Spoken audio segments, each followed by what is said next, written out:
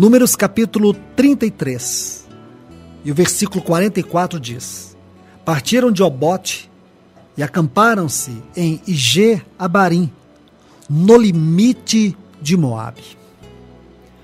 Vamos continuar com esta série de estudos sobre as estações da peregrinação do povo de Israel pelo deserto. Agora nós chegamos a Ije-Abarim, que é a 38ª estação, como nós temos visto aqui em Números capítulo 33 e o versículo 44. Esta é uma jornada interessante. Aqui nós precisamos ver dois detalhes. Primeiro, o próprio nome, Ije-Abarim, e depois a frase, no limite de Moabe. Em Números capítulo 21, versículo 11, onde nós encontramos os textos relativos a essa estação, diz assim: Depois partiram de Obote e se acamparam em Ije-Abarim, do deserto que está defronte de Moabe para o nascente. Amados irmãos e irmãs, é muito importante você considerar todos esses textos juntos, porque eles formam um quadro claro para nós. Precisamos entender que, espiritualmente falando, avançar de Obote a Ije-Abarim é algo totalmente novo, é algo positivo, é algo ascensional. E Deus quer que nós compreendamos isto. Quando estudamos sobre Obote, vimos que Deus deseja ter odres novos para o seu mover. Agora aqui nessa estação, temos um avançar mais profundo. Olhe essa expressão Ije. Aqui significa algo mais profundo do que aquilo que nós vimos em Obote. Naturalmente, aquilo que nós vimos em Obote era algo glorioso, algo profundo, mas a vida cristã, ela é ascensional. A vida cristã é sempre um avançar contínuo.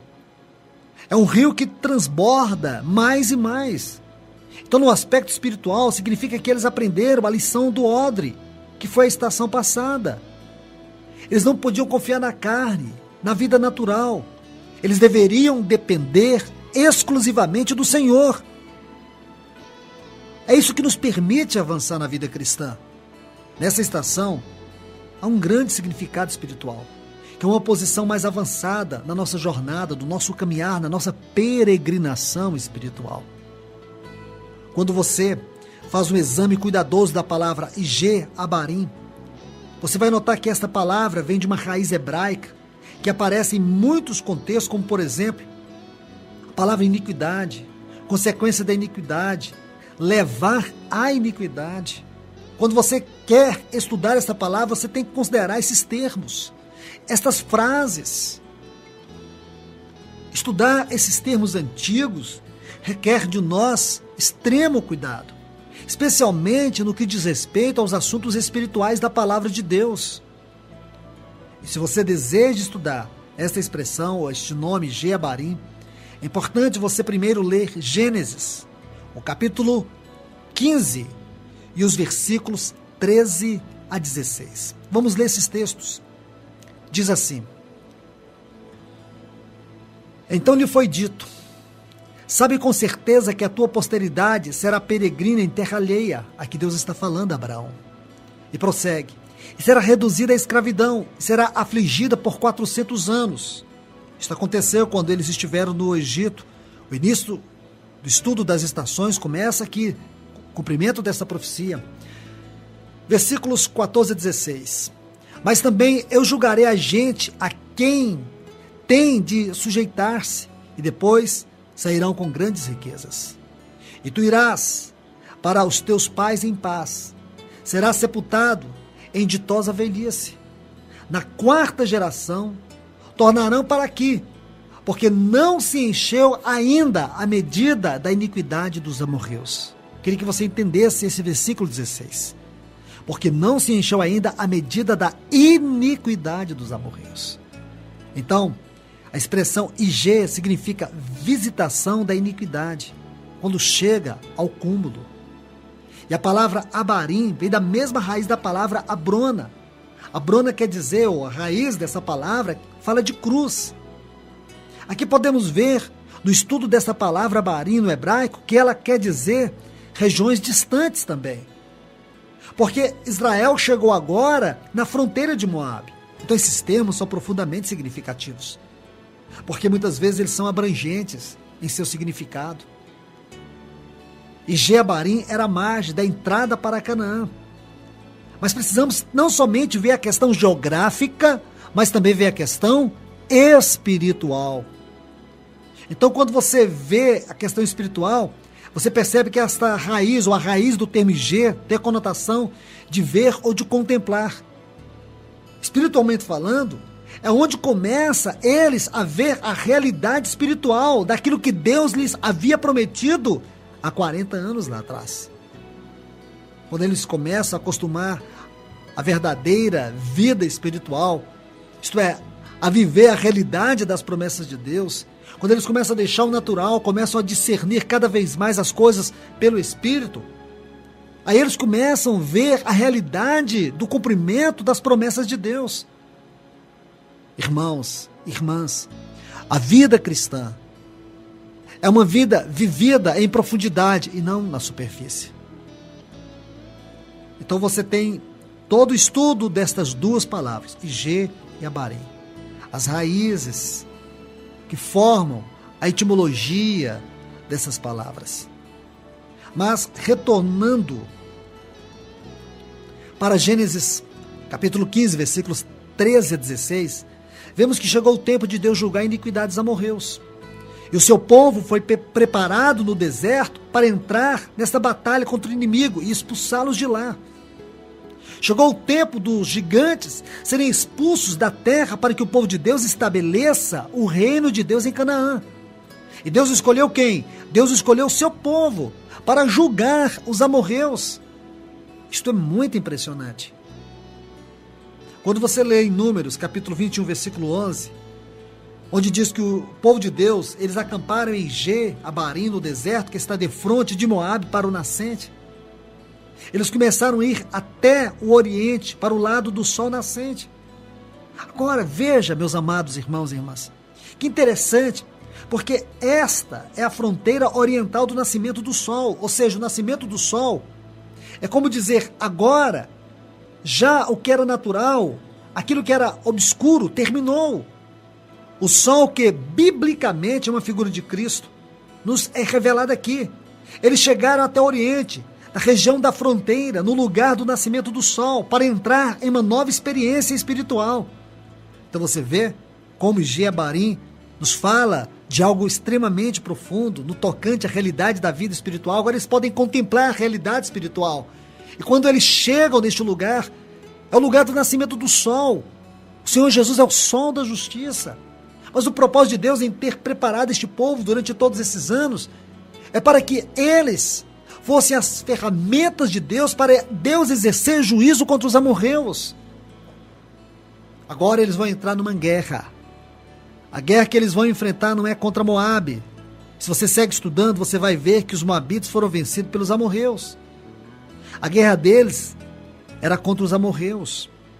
Mas, quando você estuda o capítulo 32 de Números e os versículos 1 a 5, você vai perceber que, nesse tempo, as tribos de Ruben e de Gade não quiseram atravessar o Jordão. Isto é, eles preferiam ficar pelo caminho. Eles não queriam seguir. Vamos meditar nesses textos, porque aqui o Senhor tem algumas lições importantes para nos falar. Números capítulo 32, vamos ler os versículos 2, 4 e 5. Diz assim: Vieram, pois, os filhos de Gade e os filhos de Ruben, e falaram a Moisés, e ao sacerdote Eleazar, e aos príncipes da congregação, dizendo, agora versículo 4, a terra que o Senhor feriu diante da congregação de Israel é terra de gado, e os seus servos têm gado. Disseram mais, se achamos mercê aos teus olhos, dê-se essa terra em possessão aos teus servos, e não nos faça passar o Jordão. Irmãos, irmãs, algo sério aqui. Por mais que isso fosse aparentemente bom, porque era uma terra próspera, eles tinham que atravessar o Jordão, porque atravessar o Jordão estava dentro do propósito de Deus. antes deles atravessar o Jordão, todos aqueles que não foram circuncidados, Deus mandou Josué preparar facas de pederneira para poder circuncidar aqueles que ainda não haviam sido circuncidados, e todos eles tinham que atravessar o Jordão. Olhe bem, em Deuteronômio, capítulo 12, e os versículos 9 a 11, diz assim: porque até agora não entrastes no descanso e na herança. Note essas duas palavras, descanso e herança, que vos dá o Senhor vosso Deus. Mas passareis o Jordão e habitareis na terra que vos fará herdar o Senhor vosso Deus, e vos dará descanso de todos os vossos inimigos em redor, e morareis seguros. Então haverá um lugar que escolherá o Senhor vosso Deus para ali fazer habitar o seu nome. Amados irmãos e irmãs, nós precisamos atentar para alguns itens nestes textos. O Senhor fala a eles do descanso e da herança. O descanso e a herança só podiam ser alcançados se eles atravessassem o Jordão. E o descanso e a herança só podem ser alcançados, espiritualmente falando, em Cristo. É justamente isto que nós aprendemos no Novo Testamento. Nosso descanso e a nossa herança está em Cristo. Outro ponto, há uma notável diferença entre descanso e herança. De habitareis na terra que vos fará herdar o Senhor. Veja que o Senhor diz que haverá um lugar que Ele escolherá para fazer ali habitar o seu nome. Mas para eles possuírem o descanso e a herança, eles teriam que atravessar o Jordão. Então veja, algo especial aqui. O descanso e a herança estava da além do Jordão. E se eles pudessem atravessar, com absoluta certeza, eles iriam desfrutar deste descanso, desta herança. E assim, eles iriam habitar na terra que o Senhor traria para eles. Mas só que tudo isso, irmãos, era uma figura. Toda esta história figurava ou prefigurava aquilo que nós vemos em realidade nas páginas do Novo Testamento. Aquilo que Deus trabalhou em seu Filho para nos dar e para fazer para nós hoje. Tudo isto nos aponta para uma realidade futura, para uma glória futura, para uma vida eterna. Porque o nosso verdadeiro descanso, a nossa verdadeira herança é estar em Cristo. Nosso coração não deve se prender à herança deste mundo e às coisas deste mundo, porque a herança deste mundo e as coisas deste mundo passam, mas as coisas espirituais, elas são eternas. É para isso que Deus está nos conduzindo, para que você não fique preso a nada e nem a ninguém, a coisas que te prendem, a coisas que te amarram, a coisas que te seduzem, a coisas que você não tem tido discernimento em lidar com elas, e por causa disso, muitas vezes você tem sido aprisionado, seu coração, seus afetos têm sido aprisionados por interesses, por desejos fúteis, de coisas que aparentemente trazem sensação de felicidade, mas depois você percebe que estas coisas não te dão felicidade. Porque, meu querido irmão e irmã, a tua felicidade está em Cristo. Estas coisas servem para nós simplesmente como grandes lições da realidade da vida a qual nós fomos chamados a viver hoje. E nós não podemos ser negligentes em relação a esta vida. Que Deus, de uma forma gloriosa e poderosa, fale ao teu coração. Eu prossigo compartilhando sobre este assunto, na esperança de que Deus venha ministrar a você esta verdade de uma forma maravilhosa, pelo poder do seu Espírito. Que Ele venha magnificar esta palavra no teu coração e te abençoar rica e poderosamente, mais e mais. When I survey the wondrous cross on which the Prince of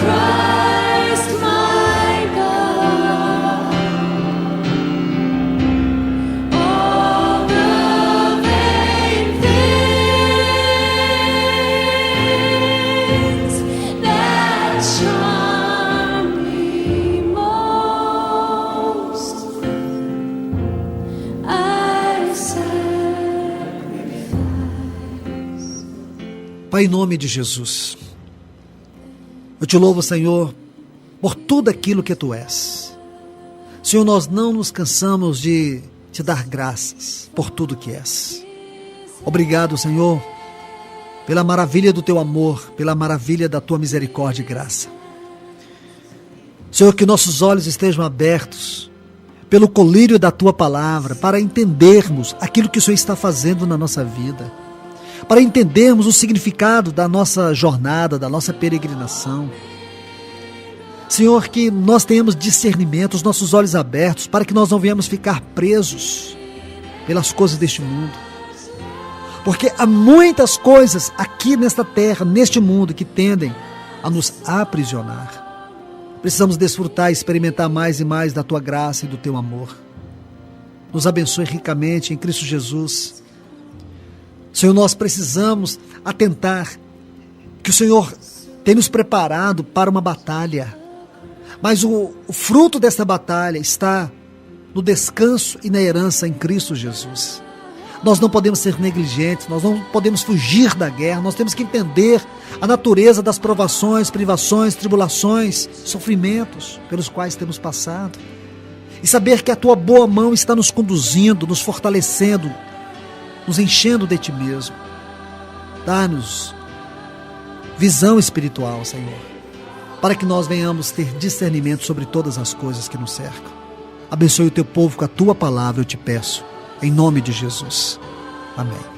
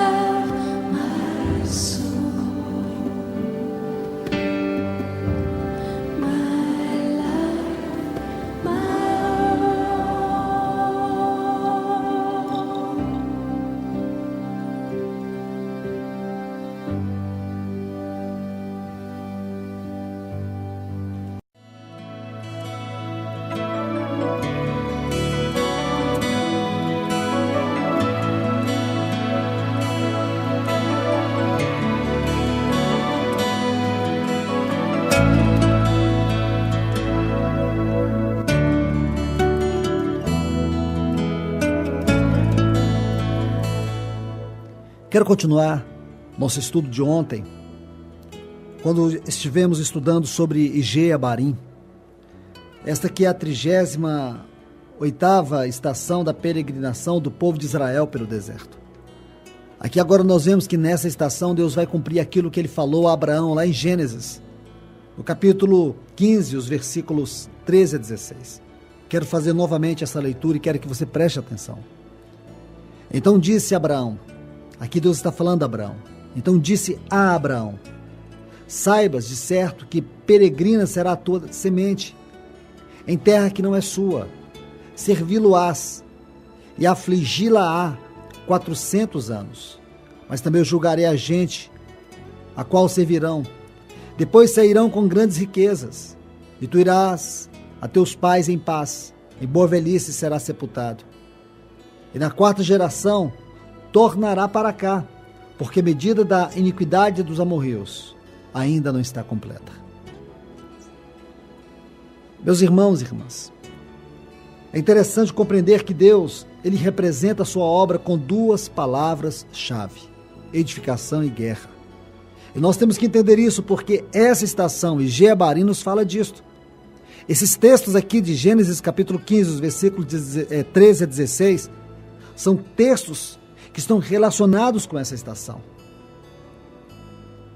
Então entender que a obra de Deus é representada por essas 2 palavras, edificação e guerra, é muito importante. Lá em Lucas, no capítulo 14, os versículos 28 a 33, nos diz isto. Eu quero resumir essa leitura, quando o Senhor Jesus diz assim: pois qual de vós, pretendendo construir uma torre, não se assenta primeiro para calcular a despesa e verificar se tens os meios para concluir? E depois, Ou qual é o rei que, indo para combater outro rei, não se assenta primeiro para calcular se com 10.000 homens poderá enfrentar o que vem contra ele com 20.000? Então, você pode perceber isso. Nesses textos nós vemos uma clara revelação. Aqui o Senhor Jesus está falando da mesma coisa, construir uma torre e ir para o combate. Aqui nós vemos a questão da edificação e da guerra. Você pode ver isso também lá no livro de Neemias, a própria história de Neemias, quando ele estava restaurando os muros de Jerusalém. Com uma mão ele tinha uma espada e com a outra ele tinha a sua ferramenta de trabalho para aquela edificação, porque ele estava edificando e estava combatendo. Será que nós temos consciência disso? Muitos cristãos ainda não perceberam que a salvação não se resume ao perdão dos pecados, e nem unicamente na certeza da vida eterna em contraste com a condenação do inferno. A vida cristã está relacionada com essas duas palavras, guerra e edificação. Nós não podemos resumir a vida cristã como unicamente um escape do inferno. Ela é mais do que isso. Você sabe qual é a missão que Deus deu para o homem aqui na terra? Quando você vai em Gênesis, no capítulo 2 e o versículo 15, quando Deus fez o homem e colocou na terra para que ele pudesse edificar e guerrear. E esse texto de Gênesis 2,15 nos diz isto. Está assim: tomou, pois, o Senhor Deus ao homem e o colocou no jardim do Éden para, olha essas duas palavras, cultivar e o guardar. Nós temos que analisar essas duas palavras, porque cultivar no hebraico é abade, significa trabalhar, servir.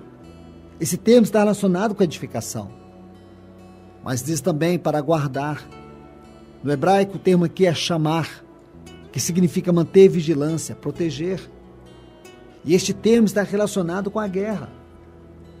Meus irmãos e irmãs, sabemos que aquele homem que Deus colocou lá no Jardim do Éden, ele falhou. Então você vai ver que depois de 2000 anos, Deus volta a tratar com o curso do seu propósito, e aí ele chama Abraão. Em toda a história de Abraão, vemos Deus tratar do assunto da edificação e da guerra. Porque isso está claro na história de Abraão, como também de todos aqueles que estiveram enquadrados dentro deste supremo propósito de Deus. Irmãos, nós temos que conhecer a história do povo de Deus. A partir de Abraão, você precisa ter um conhecimento claro da história do povo de Deus. Porque a história do povo de Deus nos revela 4 pontos importantes. O primeiro, na história do povo de Deus, nós vemos a nossa própria história hoje. Segundo, na história do povo de Deus, vemos os caminhos de Deus, isto é, o seu mover, por onde ele se revela através dos seus métodos. Em terceiro lugar, as jornadas do povo de Deus retratam espiritualmente a nossa peregrinação hoje, a nossa caminhada espiritual com Deus, o nosso caminhar hoje. Nós podemos ver algo maravilhoso na própria palavra de Deus nos falando, retratando a história do povo de Deus. E em quarto lugar, os ensinamentos de Deus quanto ao nosso futuro são revelados na história do povo de Israel. Por isso é tão importante que você conheça a história do povo de Deus. Lá em Romanos, capítulo 15, versículo 4, diz: pois tudo quanto outrora foi escrito para o nosso ensino foi escrito, a fim de que pela paciência e pela consolação das Escrituras tenhamos esperança. Então você pode se dar conta da grandeza dessa verdade. Tudo que Deus escreveu acerca da história do seu povo foi para o nosso ensino, para que nós, pela paciência e pela consolação da palavra de Deus, tenhamos o que? Esperança. Ainda, veja, em 1 Coríntios, capítulo 10, versículos 1 a 6, diz assim: ora, irmãos, não quero que ignoreis que nossos pais estiveram todos sob a nuvem e todos passaram pelo mar, tendo sido todos batizados, assim na nuvem como no mar. Com respeito a Moisés, todos eles comeram de um só manjar espiritual e beberam da mesma fonte espiritual, porque bebiam de uma pedra espiritual que o seguia, e a pedra era Cristo. Entretanto, Deus não se agradou da maioria deles, razão porque ficaram prostrados no deserto. Agora preste atenção. Ora, essas coisas se tornaram exemplos para nós. Então você vê isto. Tudo que Deus escreveu, toda a história do povo de Deus é um exemplo para nós. É para que nós tenhamos, através da palavra, esperança, consolação, paciência. Nós estamos vivendo uma experiência que se define a edificação em meio ao combate. Desde que o homem caiu, Satanás aproveitou da árvore da vida a qual o homem escolheu. E o propósito do inimigo, agora, através da queda, é subjugar o homem através do seu reino de trevas. Mas a Bíblia diz que Deus julgará Satanás. Mas isso ele fará através do seu Filho, o Senhor Jesus. Lá no Evangelho de João, no capítulo 5, versículo 22, está assim: E o Pai a ninguém julga, mas ao Filho confiou todo o julgamento. Você pode ver isto. Porque o Pai deixou o julgamento para o seu Filho? Porque o Filho do homem, o Senhor Jesus, ele foi feito carne, ele foi feito homem. Ele foi provado. Ele esteve debaixo das mais duras provas, mas graças a Deus ele venceu. Ele venceu a Satanás, ele venceu o mundo, ele venceu a carne. E nós precisamos ter consciência que o mundo, o diabo e a carne estão contra nós. Agora, se você tem consciência disso, você sabe que está envolvido numa guerra. E o Senhor Jesus, ele deseja revelar-nos esta missão, a seriedade dela. A nossa missão é a missão da edificação do reino de Deus em meio a um combate. Nós não podemos viver esta realidade da nossa vida em Cristo em meio à ignorância, debaixo da ignorância. Não podemos viver esse tempo debaixo da mediocridade. Meus irmãos e irmãs, nós temos que compreender duas coisas. Primeiro, temos que entender o drama universal, tanto invisível como invisível. Nós temos que saber o que está acontecendo, nós temos que ter percepção, discernimento do tempo e das coisas que estão acontecendo. Temos que saber a razão de estarmos aqui nessa terra. Você tem consciência porque você veio e está vivo hoje. Você tem consciência do seu chamamento eterno. Você tem consciência de que você nasceu para a satisfação da glória de Deus.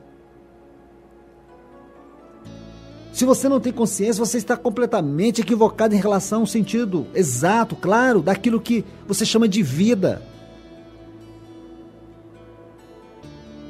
Nós não estamos aqui unicamente para ter uma vida perdoada e livre da condenação do inferno.